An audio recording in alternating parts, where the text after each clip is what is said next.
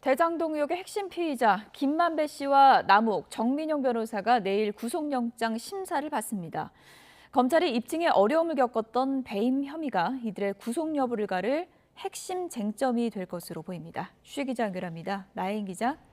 네, 서울중앙지방검찰청입니다. 네, 내일 핵심 인물 3명의 구속영장 심사가 연이어 열리게 됐는데요.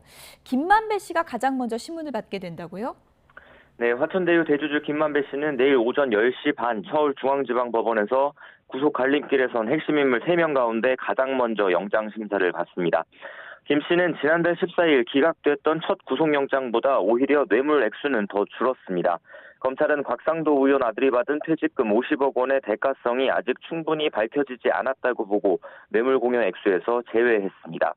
일단 유동규 전 본부장에게 대장동 개발 이익 700억 원을 주기로 약속하고 이 가운데 실제 건넨 5억 원만 영장에 적었습니다. 또 수표 4억 원과 현금 1억 원으로 나눠 전달됐다는 이 5억 원에는 화천대유 회삿돈 횡령 혐의도 적용했습니다. 횡령 혐의에는 김 씨가 과거 화천대유 고문으로 활동한 원유철 전 미래한국당 대표 부인에게 허위급여 4억 4천여만 원을 지급한 부분도 담겼습니다. 이렇게 뇌물 횡령 횟수가 줄었는데도 검찰이 김 씨 구속영장을 다시 청구한 건 그동안 어려움을 겪었던 배임 혐의에 관한 보강조사가 어느 정도 이루어졌다는 판단에 따른 것으로 보입니다. 검찰은 어제 유동규 전 본부장을 배임 혐의로 추가 기소하면서 김만배 씨를 비롯한 화천대유 세력이 사실상 대장동 사업자 선정부터 이익 배분까지 모든 설계를 미리 짰다고 봤습니다. 성남도시개발공사목 이익을 고정으로 묶어두고 이마저도 택지 분양가를 싸게 책정해 최소 651억 원의 손해를 입혔다는 게 검찰 판단입니다. 여기에 액수를 특정할 수 없는 사업 시행 이익까지 합치면 전체 배임 액수는 수천억 규모라는 게 검찰 관계자의 설명입니다. 하지만 김만배 씨 측은 모든 혐의를 부인하고 있습니다. 자신은 대장동 사업 설계에 주도적으로 관여한 적 없고 오히려 파는 천화동인 5호 소유주 정영학 씨가 찼다는 입장입니다.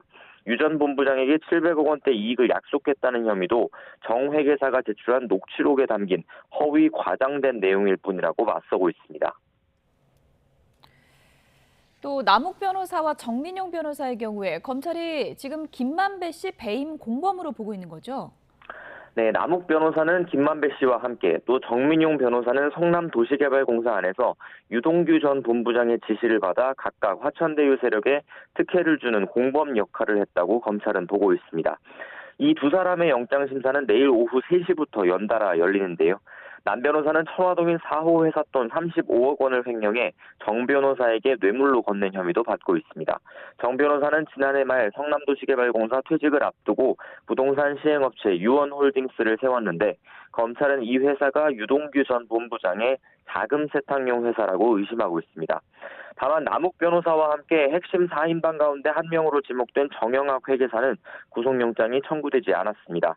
사건 초기부터 검찰에 녹취록을 제공하고 여러 차례 참고인 조사를 받는 등 정 회계사가 수사에 협조해온 점이 고려된 것으로 보입니다. 검찰 관계자는 우선 계속 수사 중이고 내일 김만배, 남욱 두 사람의 영장 결과를 지켜보겠다고 설명했습니다. 정 회계사뿐만 아니라 내일 핵심 인물들의 구속 여부는 배임 혐의를 고리로 한 윗선 수사 확대 등 이번 대장동 사건 수사 전반의 분수령이 될 것으로 보입니다. 지금까지 서울중앙지검에서 전해드렸습니다.